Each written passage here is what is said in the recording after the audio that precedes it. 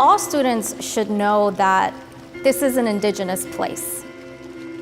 The University of Oregon has ongoing responsibility to the indigenous peoples of the state. People have a tendency to think of Native Americans as one single group, but we're actually made up of many different specific groups. A lot of people probably arrive at their sense of place when they arrive here on campus. What gets erased from that entire narrative, however, is the profound indigenous presence that's all around us. Part of understanding where you are is understanding the language, understanding the people who were there before, and how through their language, they understood their relationships and continue to understand their relationships to place.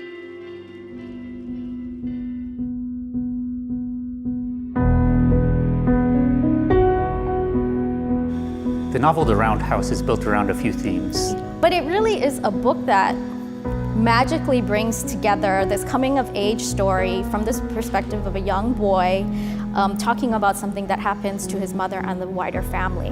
Some of the issues in the book revolve around questions of justice more broadly, questions of jurisdiction between the United States and the indigenous nations that were here when the United States arrived. Native issues, are not silent anymore. This book provides a wider lens and opportunity for people to learn about those things. It's a story about teenage angst and also teenage love.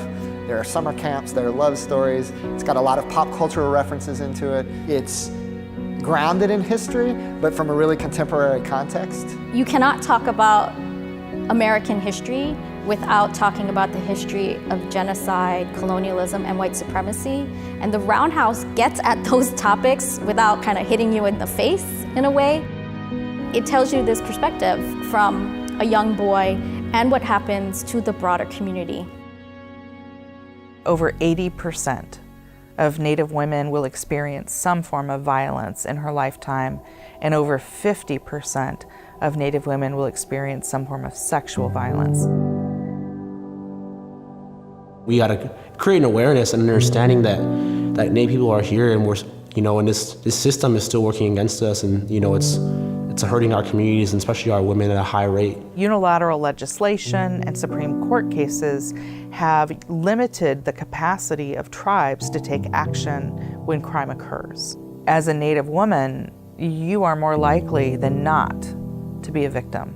If a sexual predator sees that a group of women is unprotected by the law, they're gonna hone in on that group of women. And so Native women have this structural vulnerability built in. And that's one of the reasons we have this sexual violence rate against Native women that's 2.5 times the national average. When I first went to college, I wanted to be a lawyer for the Native American Rights Fund. Native American rights was definitely my passion. And in reading the book, it was easy to see that we aren't going to win fights if the mainstream culture doesn't know these narratives. And I think we got to treat it as an everyone problem, not just a woman problem. This affects a lot of people, not just women.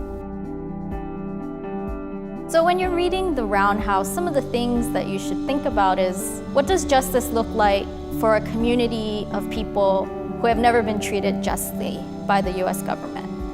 Why do you think Erdrich chose to narrate the story, not through the victim and survivor of sexual assault, but through her son, an adolescent boy?